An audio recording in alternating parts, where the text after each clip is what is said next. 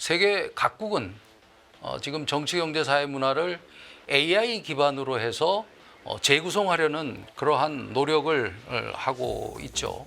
그래서 이러한 AI 혁명은 어떤 기술의 혁명보다도 지구 전체의 광범위하게 영향을 미칠 뿐만 아니라 이 기술의 그 발전 속도 또한 인간이 예측할 수 없을 정도로 지금 빠르게 진행이 되고 있습니다. 앞으로 이 AI를 우리가 어떻게 에 대해서 우리가 대비하고 대응해 나갈 것이냐, 이게 이제 AI의 국가의 경쟁력과 기업의 경쟁력이라고 할 수 있는데요. 이것이 앞으로 한 30년을 결정할 것이다.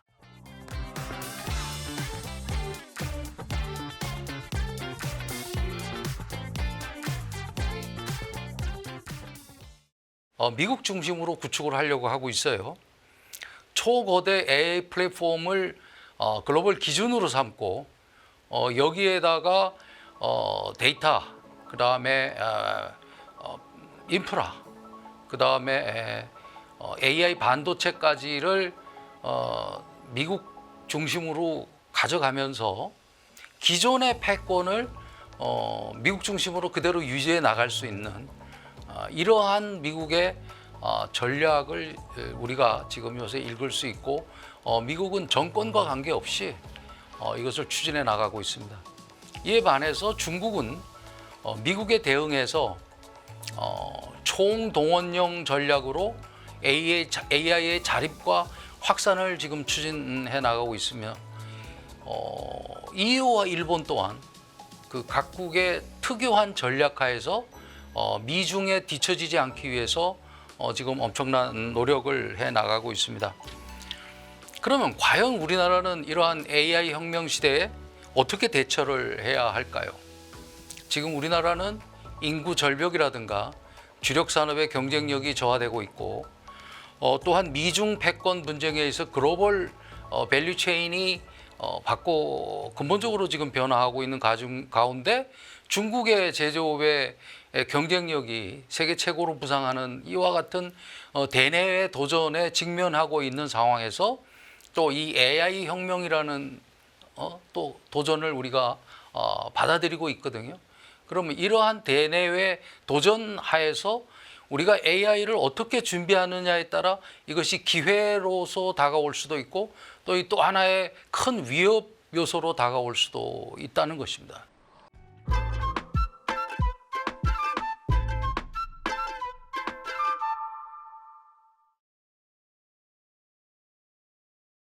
AI는 그 발전 단계에 따라서 ANI, 다시 말씀드리면 Artificial Narrow Intelligence, 그다음에 AI Agent, 그다음에 AGI라고 해서 Artificial General Intelligence, 그리고 ASI라고 해서 Artificial Super Intelligence와 같이 이런 단계를 거치면서 발전해 나갈 것으로 전망됩니다. ANI라고 하는 것은 어떤 하나의 특정한 작업에만 잘하는 그러한 인공지능을 얘기합니다. 예를 들면 대표적인 게 그 알파고, 바둑을 두는 알파고를 들 수 있죠. 대부분의 지금 생성형 AI는 이 ANI에 해당된다고 할 수 있죠. 그 다음에 이제 그 AI 에이전트라고 하는 거는 목표가 주어지면 사람의 개입 없이 자율적으로 환경을 인지해서 그 정보를 분석하고 그것을 목표를 달성한다든가 문제를 해결하는 이런 좀 자율성이 상당히 강화된 AI의 형태라고 할 수 있는데, 어떤 특정한 목표를 주어지면 그것을 달성하는 소위 말하는 AI 비서라고 할 수 있겠습니다. 이러한 그 AI 에이전트를 아주 좋은 예가 뭐냐면 그 오픈 AI가 최근에 2025년 2월 달이죠. 2월 달에 발표한 AI 에이전트 딥 리서치라는 그러한 그 모델이 있습니다. 이것은 한 5분에서 한 30분 내로 보고서 하나를 그냥 뚝딱 만들어내는 그러한 그 요술방망이와 같은 건데요. 이게 수준은 박사 과정의 초기 학년, 초기 단계에 있는 그런 학생의 수준의 보고서를 만들어낼 수 있다고 해요. 그 다음 단계는 AGI라고 해서 Artificial General Intelligence인데요. 이거는 인간 수준의 지능을 가진 AI를 말하는 겁니다. 만약에 이 AGI를 휴머노이드에 탑재하면 인간과 비슷한 형태가 되겠죠. 만약에 이 AGI 만약에 개발이 되면 인류 사회가 근본적인 변화를 겪게 될 겁니다. 인류 사회 전체의 시스템을 아마 재설계해야 되는 그러한 문제에 직면하게 될 거죠. 대체적인 의견이 2030년경 앞으로 한 5년 정도죠. 면은 가능하지 않을까 하는 게 많은 전문가들의 전망이고, 최근에 얼마 전에 그 오픈 AI의 샘 울트만도 5년 내에 가능하다. 그리고 오픈 AI가 AGI를 개발할 수 있는 어떠한 힌트를 가지고 있다. 뭐 이런 발언을 하기도 했습니다. 그 다음에 이제 ASI죠. Artificial Super Intelligence인데 이거는 초지능을 가진 인공지능을 얘기합니다. 초지능이라고 하면 인간의 지능을 능가하는 인공지능인 거죠. 이것은 아직은 이론적인 개념입니다. 물론 AGI도 아직 우리가 실현되지 않았기 때문에 ASI까지를 저희가 예측한다는 건 불가능합니다만은 많은 전문가들이 AGI가 가능하면 ASI의 수준의 인공지능도 가능하지 않겠나 하는 얘기를 지금 하는 전문가들이 하나둘 늘어나고 있고, 심지어는 이제 미래학자인 레이 커즈마이라는 사람이라든가 이런 전문가들이 한 2045년이나 2050년경이 되면 이 ASI의 인공지능도 이런 수준의 인공지능도 가능하지 않겠나라고 지금 예측하기도 합니다. 이런 ASI 단계가 되면 AGI 단계에서도 인류 사회가 지금 현재의 전체 시스템을 유지할 수 없을 정도의 충격을 받는데, 분명한 거는 양날의 칼인 거죠. 하나는 인간의 사회의 어떠한 차원을 몇 단계 뛰어넘는 그러한 혁신을 ASI가 가능케 할 수도 있고, 또 한편으로는 공상 영화에서 나오는 인공지능으로 해서 인류가 멸망하는 이런 것도 쉽게 우리가 상상할 수 있을 겁니다. 그러니까 인류의 지능을 능가하는 AI의 그러한 영향은 도저히 인간 지능으로서는 예측하기 어렵다고 저는 봅니다.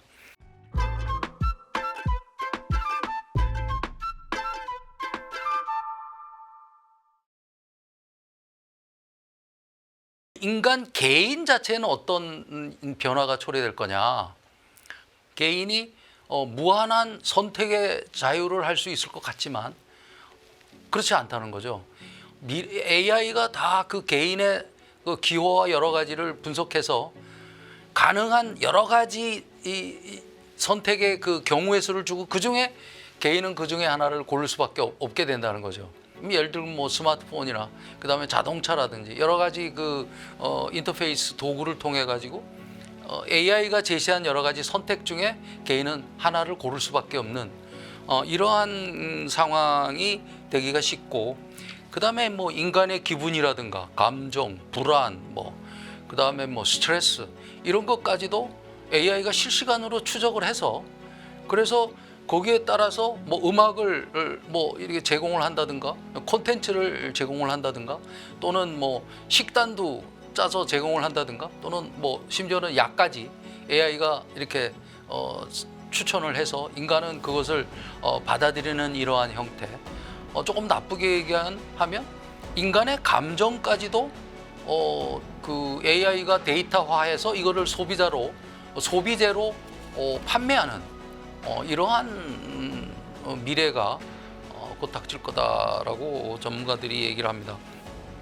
이제 간단하게 얘기하면 이 사이버 AI와 피지컬 AI가 있는데, 피지컬 AI는 사무직의 업무를 대부분 대체할 거고, 피지컬 AI는 이제 로봇으로 이제 대변되는데, 이 피지컬 AI가 육체 노동을 대부분 대체하게 될 겁니다.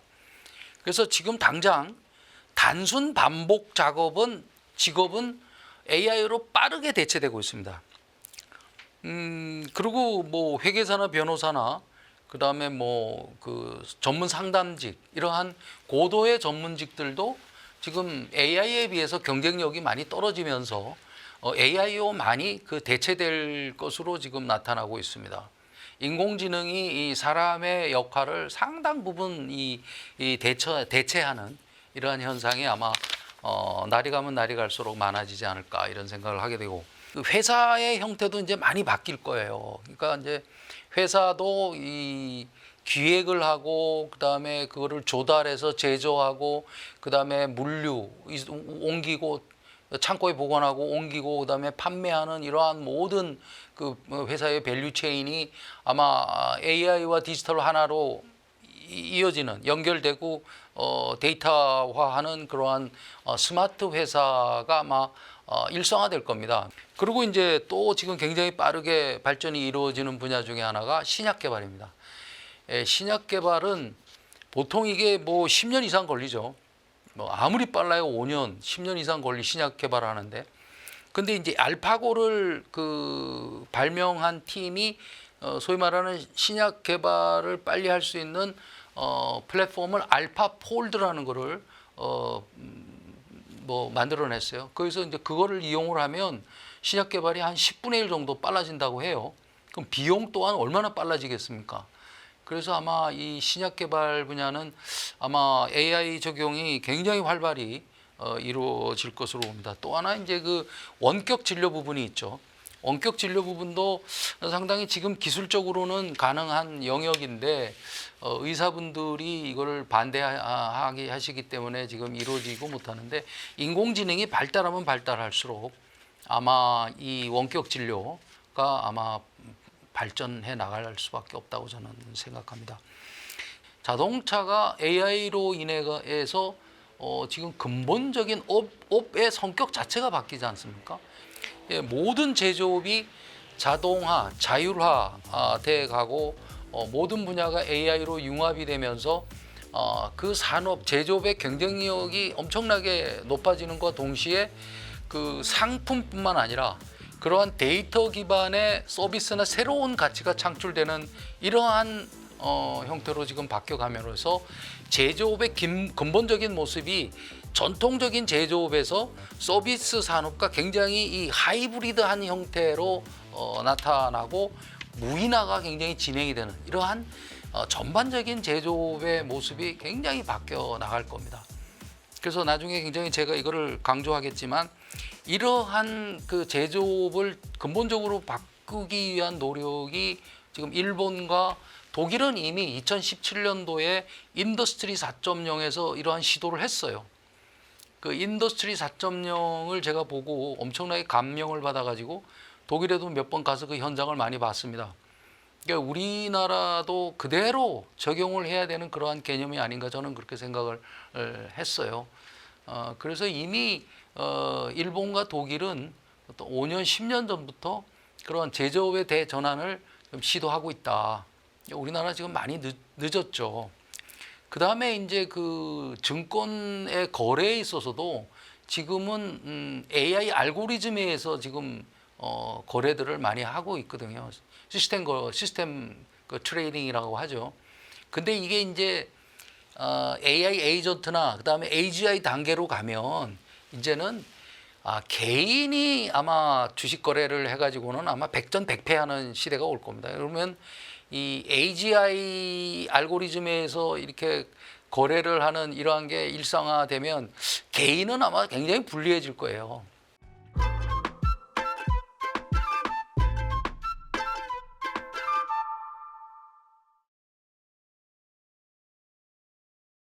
AI의 주도권을 갖기 위한 패권 전쟁이 이제 본격적으로 벌어지고 있어요. 이미 뭐 벌어지고 있다고 봐야 됩니다. 특히 미중 간의 패권 전쟁은 사실상 AI 전쟁이라고 저는 생각해요. 사실상 AI 전쟁이 뭐 0에서 100까지 전부 다 나는 여기에 해당된다. 왜냐하면 가장 그 패권을 잡는 데 중요한 게 경제적인 패권을 누가 잡느냐, 그 다음에 안보의 패권을 누가 잡느냐는 건데, 그거를 다 누가 결정져요? 지금 AI가 결정짓잖아요. 그러니까 사실 미중 간의 패권 전쟁은 사실상 AI 패권 전쟁이다. 저는 이렇게 보고 있어요. 그 중에 반도체도 AI 패권 전쟁 안에 들어가는 요소인 거죠. 예. 그다음에 자동차도 보면 거기에 다 지금 주로 결정짓는 게 뭡니까? AI 경쟁력이 자동차 경쟁력을 결정짓는 거예요. 미국은 지금 AI를 경제 패권과 국가 안보의 결정적인 중심축이라고 생각을 해요.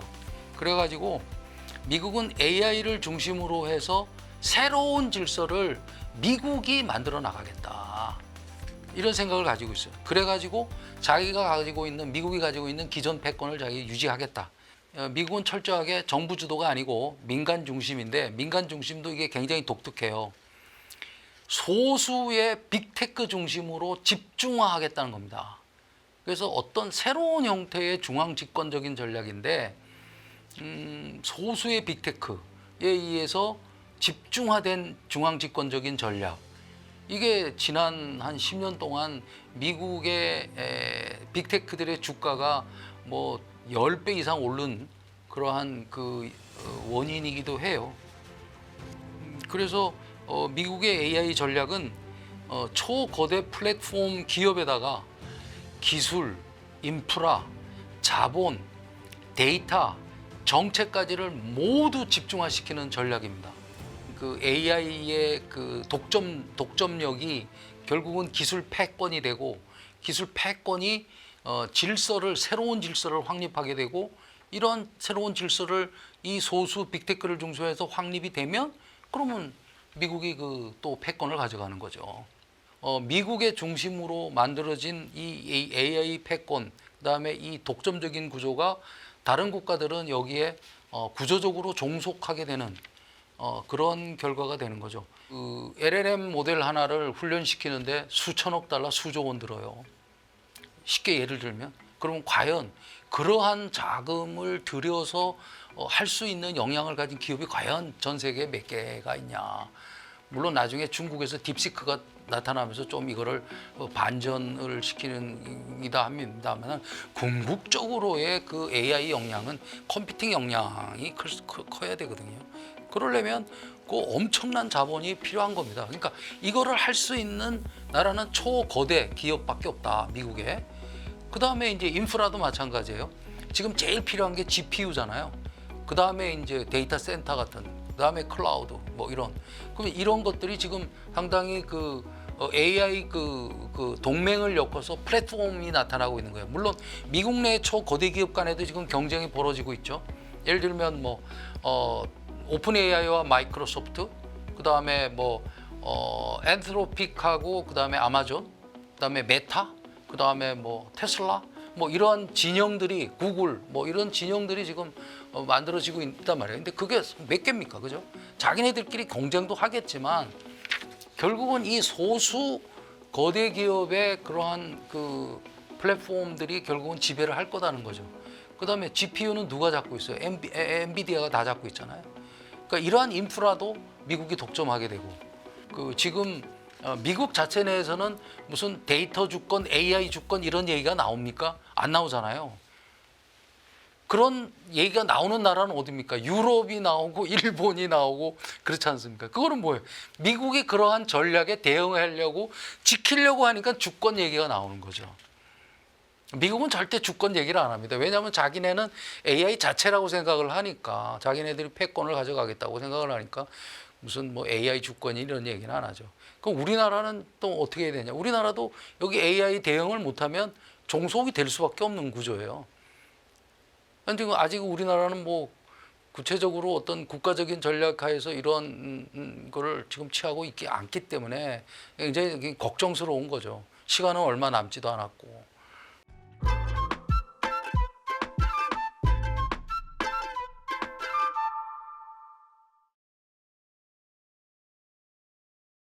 그 다음에 중국은 어떠냐? 중국도 철저하게 보면 미국 대응 전략이에요. AI 2강이에요. 2강인데 수준으로 보면. 근데 대응하는 전략을 보면 미국 대응 전략이라고 저는 생각을 해요. 그건 뭐냐면 철저하게 자립과 확산에 초점이 맞춰져 있어요. 자립과 그 다음에 AI 생태계를 강화시키겠다. 총동원령과 같은 전략으로. 그러니까 중국의 그 잘하는 게 인해 전술 전략, 전면전, 그러니까 뭐 총동원해서 하는 이러한 전략을 중국이 취하고 있다라고 저는 봐요. 중국 AI 스타트업인 그 딥시크가 25년 올해 1월이죠. 그 딥시크 R1이라는 걸 공개했어요. 이게 뭐냐면 오픈 AI의 GPT-4에 해당되는 거예요. GPT-4와 유사한 기능이에요. 근데 세계를 굉장히 놀라게 한 건 뭐냐? 오픈 AI가 이거 개발하는데 1억 달러 들었거든요. 그런데 오픈 AI 딥시크는 600만 달러 들었다고 발표를 했어요. 물론 이 600만 달러 들은 거에 대해서 뭐 전문가들이 뭐 왈가불가 말이 많아요. 뭐 어쨌든 간에 600만 달러보다 좀 더 들었다 하더라도 1억 달러하고는 게임이 안 될 정도로 이게 적은 비용이란 말입니다.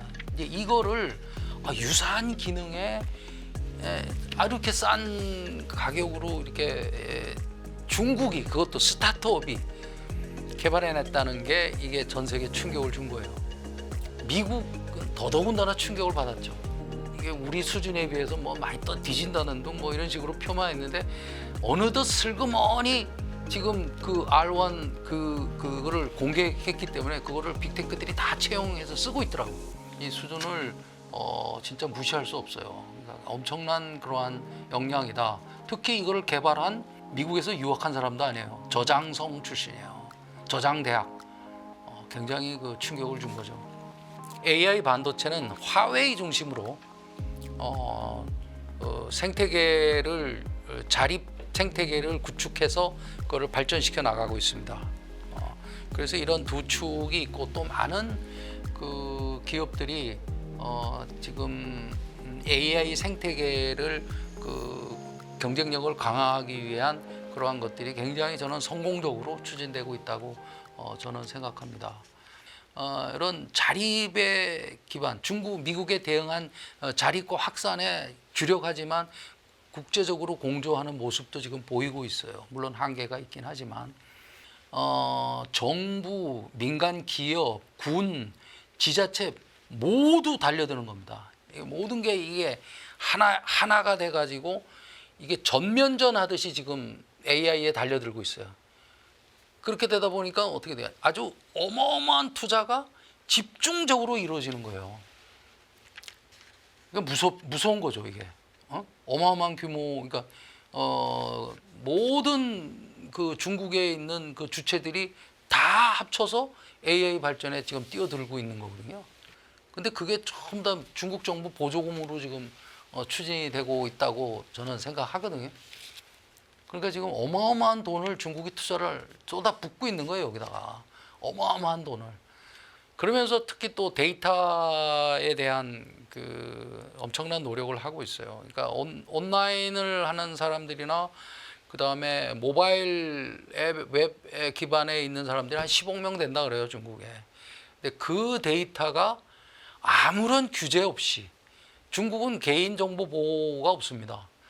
그러니까 아무런 그 제한과 규제 없이 기업들이 무한대로 사용을 해요. 그러니 10억 명의 그 데이터가 이 사인이 실시간으로 매일매일 사인이, 이게 어떤 나라가 중국 데이터에 감히 도전을 하겠습니까?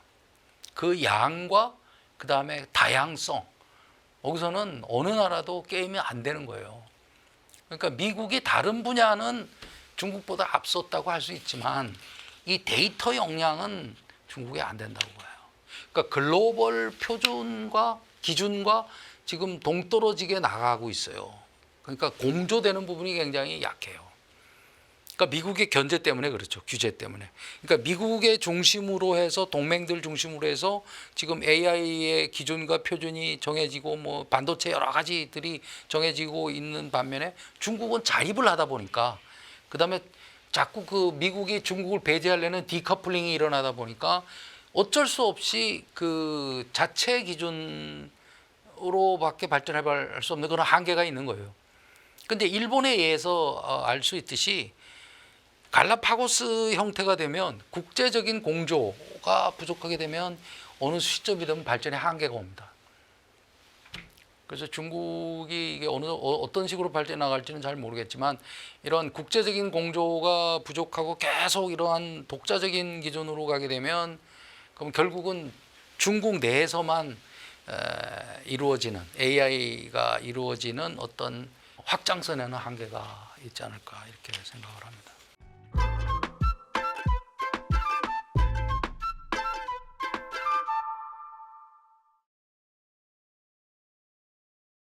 일본의 전략을 우리가 많이 연구할 필요가 있다. 그 다음에 또 하나의 모델은 2017년에 한 독일의 그 인더스트리 4.0 전략.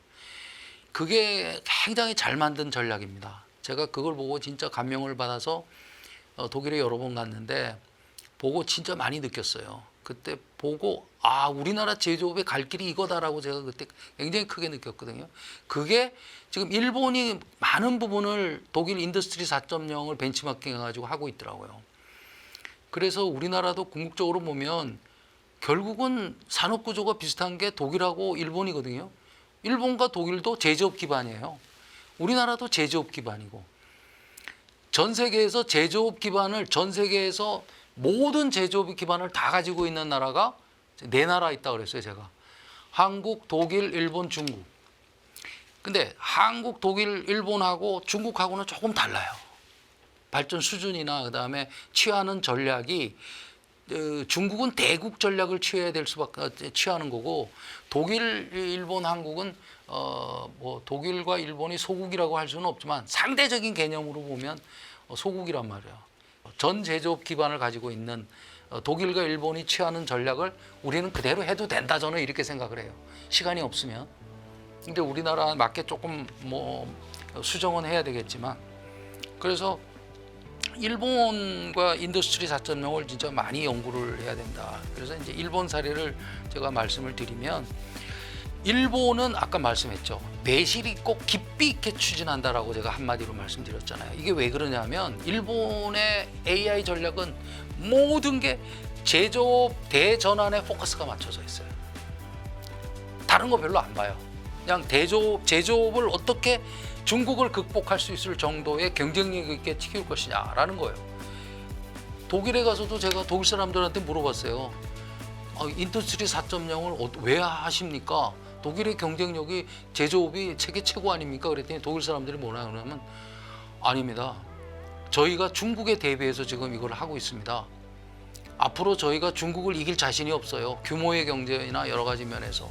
그래서 저희가 AI와 디지털을 접목한 이러한 인더스트리 4.0, 그때의 인공지능은 지금의 인공지능하고는 달라요. 다른 형태의 인공지능이에요. 그렇지만 인공지능과 디지털화를 해서 거기서 제조업의 효율성을 높이고 그 제조업에서 또 새로운 부가가치를 창출해내는 게 우리의 목표다라고 얘기를 하더라고요. 제가 굉장히 감명을 받았어요. 그리고 실제로 여러 가지 기업에도 가봤어요. 그 중에 이제 한 기업이 이제 트럼프라는 기업이 있는데, 이게 미국의 트럼프 대통령이 아니라 미국의 트럼프 대통령은 P고 여기 이 기업은 F예요. 트럼프. 근데 이게 특수기계 만드는 회사인데 이 회사가 이코노미스트지에도 소개가 됐어요. 특수기계를 제작하는 회사인데 이 기획서부터 아까 말씀드린 조달, 그다음에 제조, 그다음에 유지보수, 판매까지 디지털화 시켜서 AI로 연결을 하고, 심지어는 이 회사의 기계를 사간 회사들까지 그걸 다 연결시켜 놨어요. 이렇게 해서 이 회사의 그 비용도 한 30에서 40%를 절감하는 효율성을 얻었을 뿐 아니라 놀라운 거는 뭐냐, 기계를 판 회사에다가 유지보수 서비스를 제공하고 공정 개선 서비스 같은 걸 제공을 해서 그거를 무슨 매달 서비스 요금 받듯이 받고 있더라고, 돈을. 근데 거기서 서비스에서 나오는 매출이 기계 파는 매출에 못지 않아요. 이걸 보고 이거는 이게 우리나라 제조업이 가야 될 길이다, 이렇게 생각을 해요. 근데 독일은 이미 그 수준에, 근데 이제 독일이 그게 확산이 왜 안 됐냐, 못했냐면 그렇게 좋은 계획을 가지고도 인공지능 기술에 조금 한계가 있었고, 지금은 이제 챗GPT가 되니까 좀 다르겠죠. 기술적인 한계가 좀 있고, 그다음에 기득권층의 저항이 있었어요. 특히 노동자들의 저항이 좀 있었는 걸로 제가 알아요. 그래서 한 완전히 실패했다고 할 수는 없는데 그렇게 연방정부, 독일 연방정부가 생각하는 것만큼의 그 성과는 못 이뤘다 이렇게 생각을 합니다. 근데 이제 일본이 그걸 가져와서 지금 상당히 지금 내실 있게 추진하는 걸 보고 깜짝 놀랐어요. 일본이 지금 이런 그 회사를 독일의 트럼프와 같은 회사를 지향하고 있는 거예요. 저도 카이에 있을 때 독일에서 그거를 제가 받고 그거를 카이에다가 접목을 시킨 적이 있어요. 우리 회사, 그러니까 카이의 전 과정을 디지털하고 AI화하고 그 다음에 우리 협력업체 60군데를 또 연결시키는 작업을 했거든요. 그거를 한 80% 정도 제가 달성하는 거를 보고 제가 나왔는데 저는 상당히 가능성을 봤어요. 제가 하면서 우리나라 제조업에도 이거를 접목할 수 있겠다라는 그런 제가 가능성을 봤어요. 그때 이제 그 에어버스나 그 보잉 같은 회사에 우리가 그렇게 추진한 그런 스마트 회사의 개념, 그 다음에 협력업체까지 연결한 개념을 설명을 해주고 진행사항을 설명을 해줬더니 이 사람들이 눈이 아주 그냥 뭐 한 몇 배씩 커져요. 자기네들은 추진도 못하는데 어떻게 조그만 카이가 이거를 추진하냐고. 그러면서 한 3천억 규모의 그러한 공동 프로젝트를 제안도 받기도 했어요. 그 정도로 우리나라에도 충분히 실현 가능하다는 저는 가능성을 가지고 있습니다.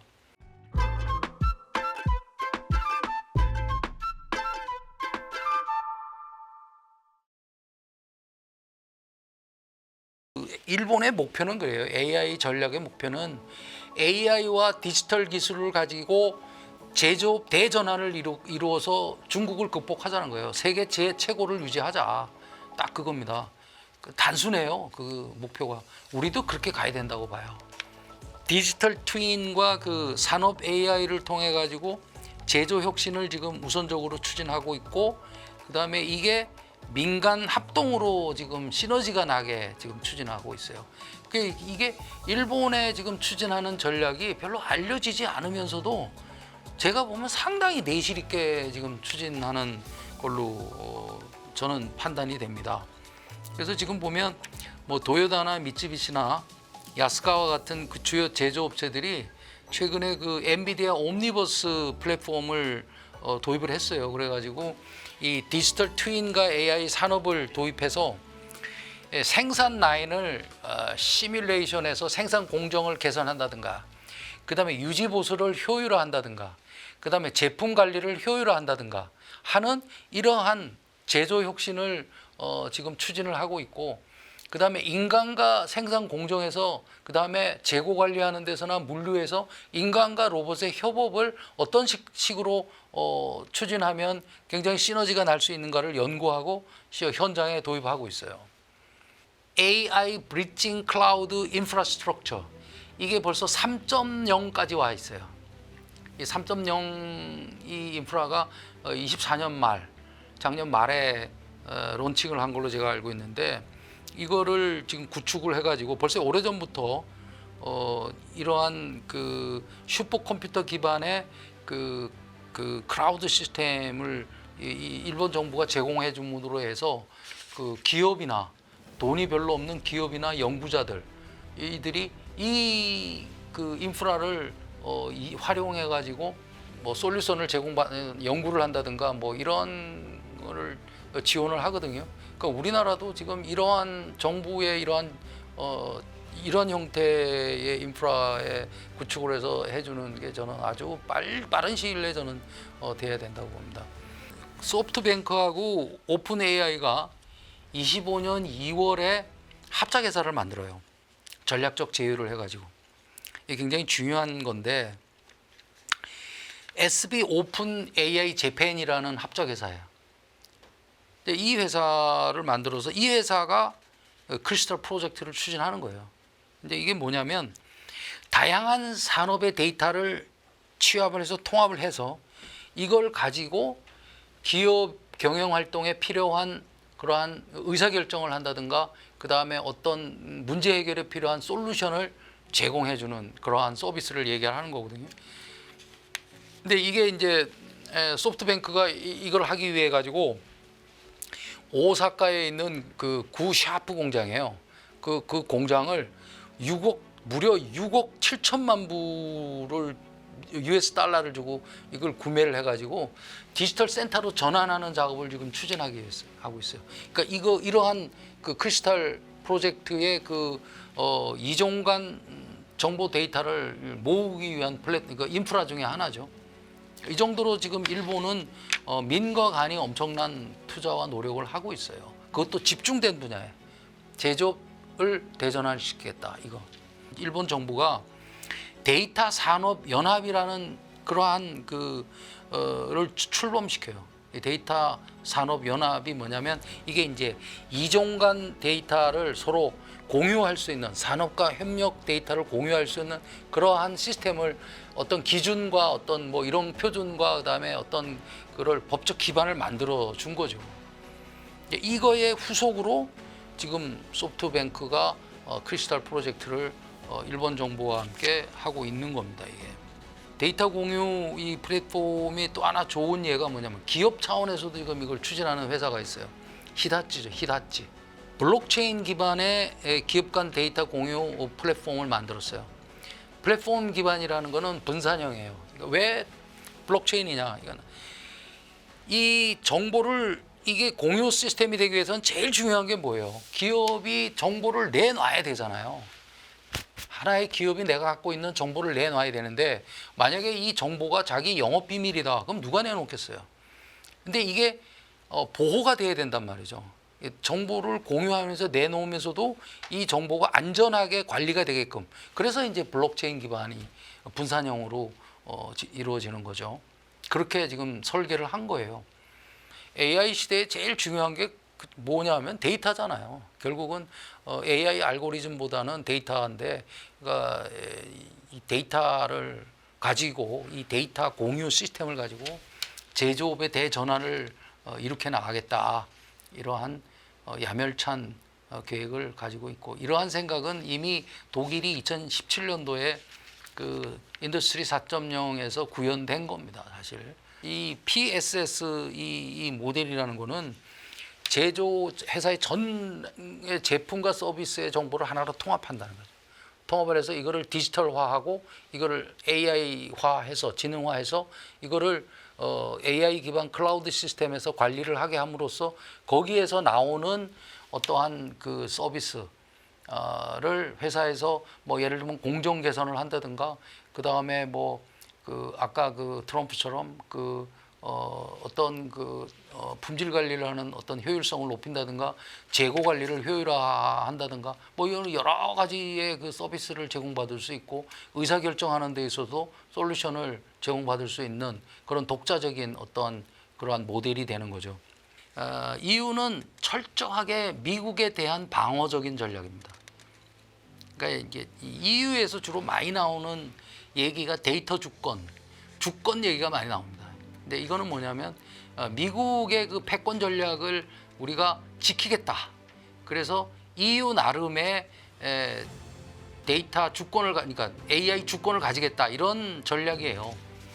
뭐 유럽은 그런 방어적인 전략. 그러니까 유럽은 그거는 가능하다고 봐요. 뭐냐면 일단 프랑스의 그 미스트랄이라는 회사가 있어요. 그 스타트업인데 미스트랄이 굉장히 세계적으로 지금 유명한데 이게 얘네가 지금 LLM을 지금 개발을 하는데 성공을 했거든요. 그러니까 이제 독자적인 LLM 모델을 EU도 가지고 있고 그 다음에 이제 뭐 여기서 이제 자기들이 가지고 싶은 건 이제 지금 데이터 센터들도 지금 많이 여러 군데 지금 짓고 있고요.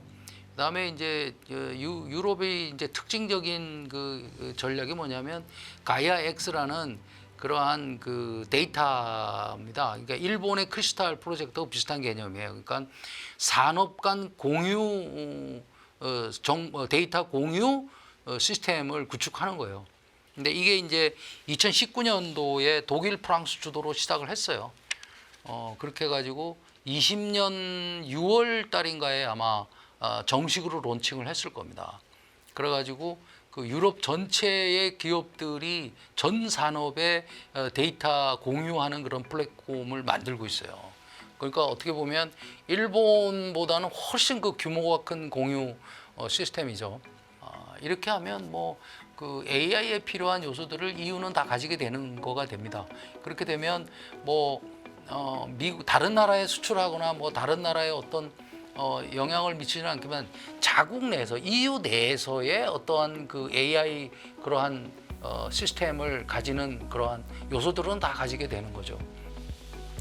이렇게 지금 일본과 유럽을 보면 굉장히 그 제조업 경쟁력을 강화시키는 쪽에 포커스를 맞추면서 그것도 데이터 주권에 포커스가 맞춘 그러한 전략이라고 할 수 있거든요. 근데 이걸 언제 시작했냐? 본격적으로 시작한 게 2020년경이에요. 그러면은 그 전부터 사실은 아베 정부 때의 그 2010년대 후반서부터 이미 그 데이터에 대한 중요성을 가지고 일본이나 유럽이 추진을 했었어요. 그런 걸로 보면 본격적으로 추진하는 게 2020년부터 하면 벌써 5년이 지났지 않습니까? 그래 보면 이제 우리나라는 아직까지 이게 없으니까 우리나라는 벌써 5년 뒤진 거예요, 벌써. 근데 이러한 그 산업 간 공유 시스템을 만드는 게 말이 공유 시스템이지 무지하게 어려운 거거든요. 시간도 걸리고. 그렇기 때문에 하루빨리 우리도 이런 독일과 EU 같은 이러한 전략을 가져가야 된다고 봅니다.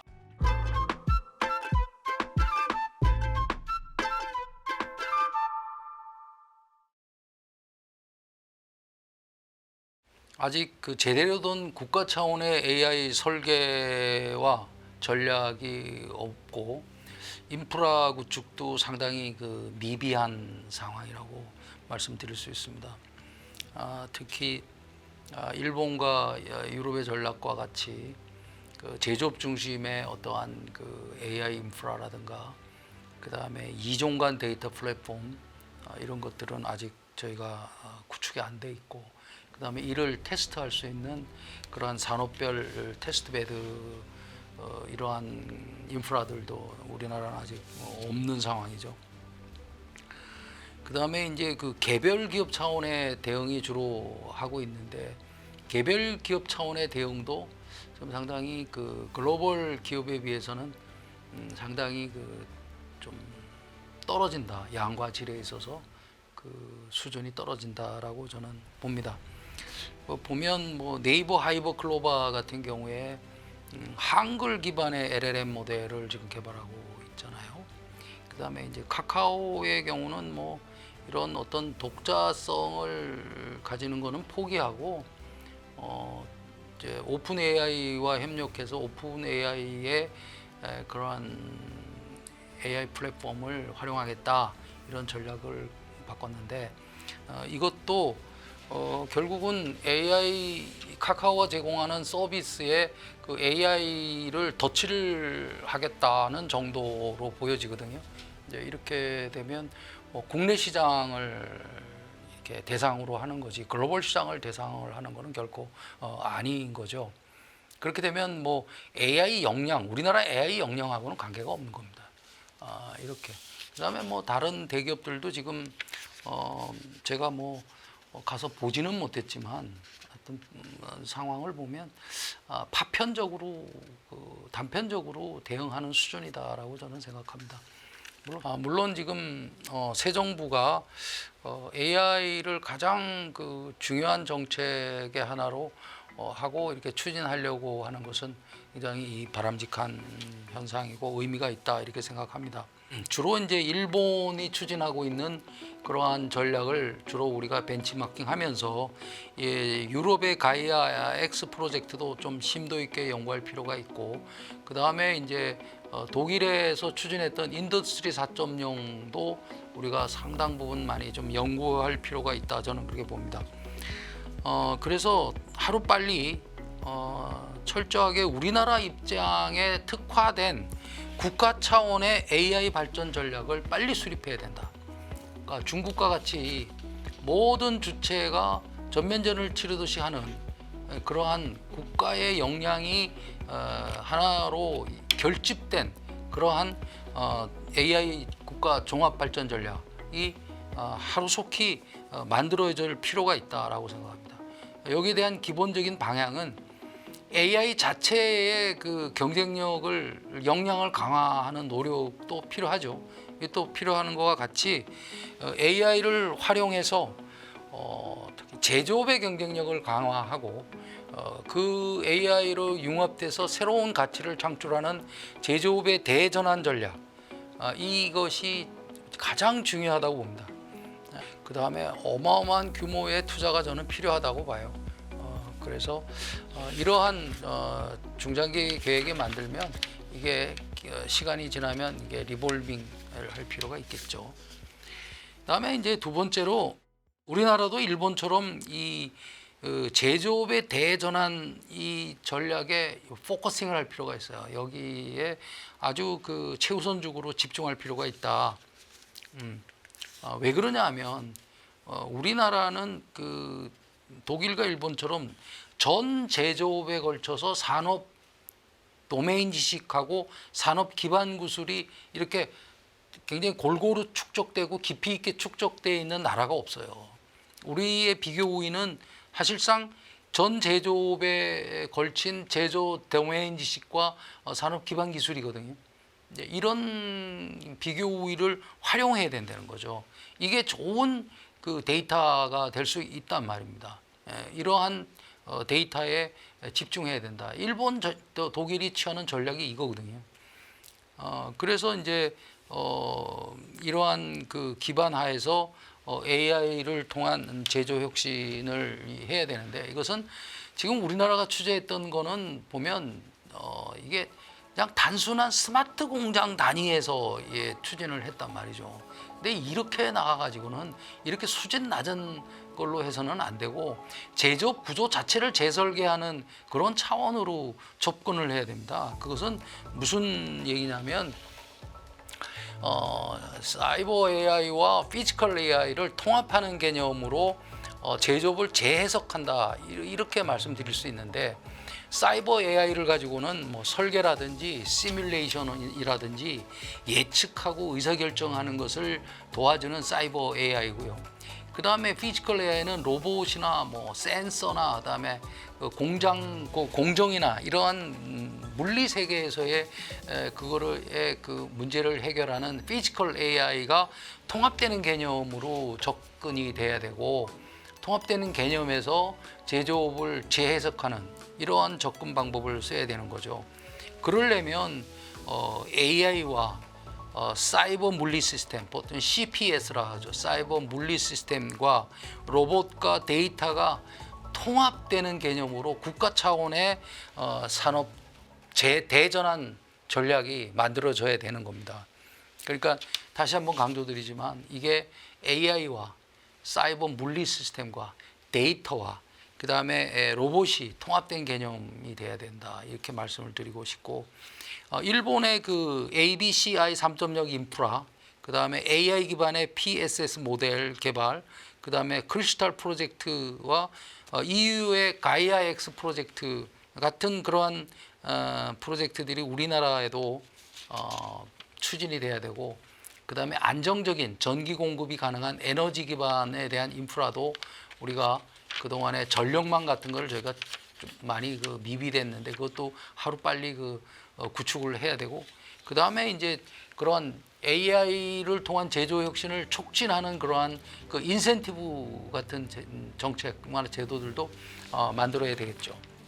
이제 이를 위해서 이제 제일 지금 앞에서 강조한 게 뭐냐면 이 산업 데이터 공유 시스템이거든요.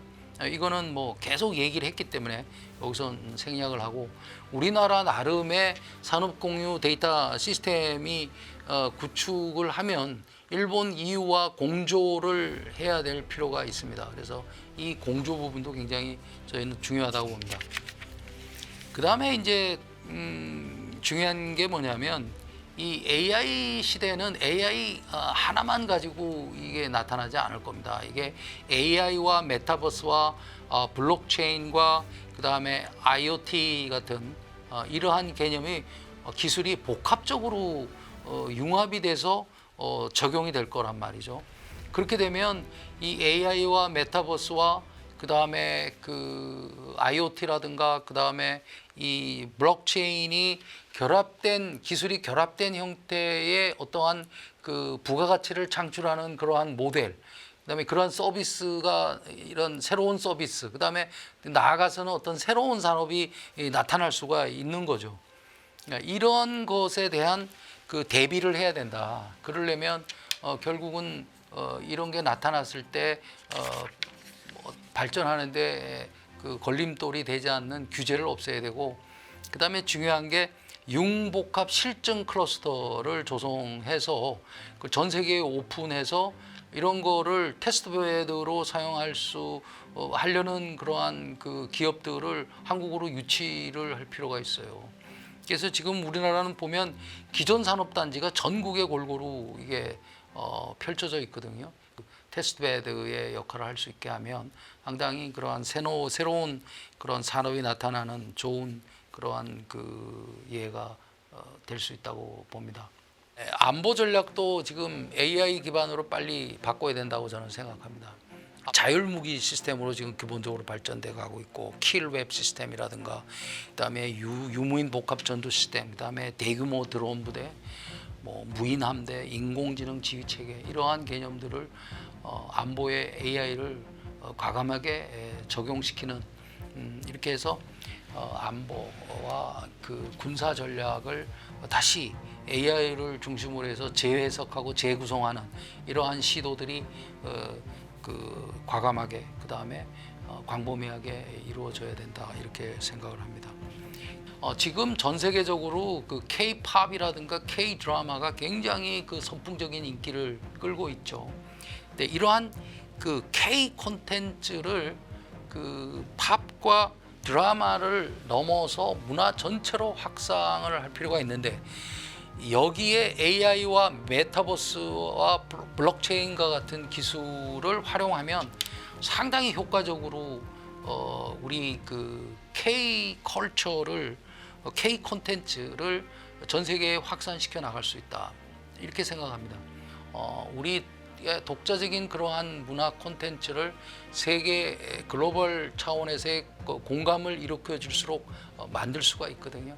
그렇게 해가지고 이것을 나아가서 웹3 기반의 스테이블 코인으로 거래를 한다든가 또는 NFT로 거래를 할 수 있게 이런 식으로 우리가 접목을 시켜 나가면 상당히 또 새로운 어떤 그 부가가치를 창출할 수 있는 그러한 게 되지 않나, 이렇게 생각을 합니다. 또 하나 이제 중간 플랫폼 국가 전략이라고 제가 이렇게 했는데요.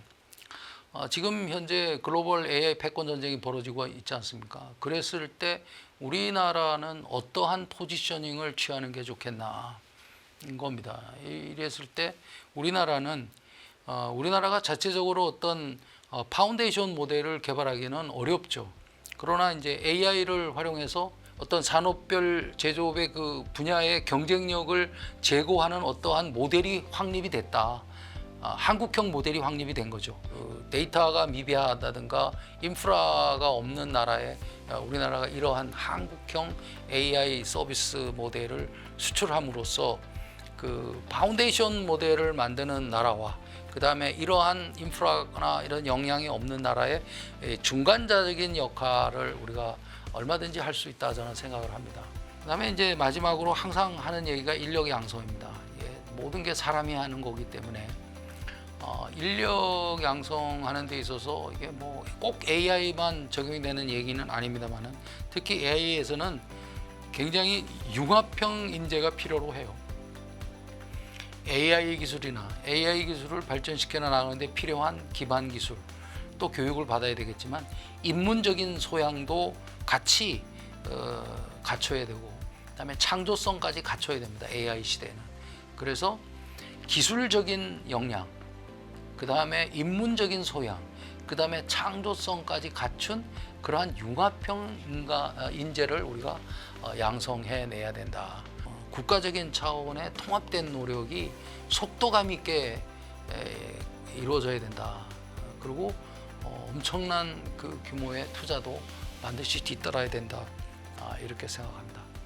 여러분 감사합니다.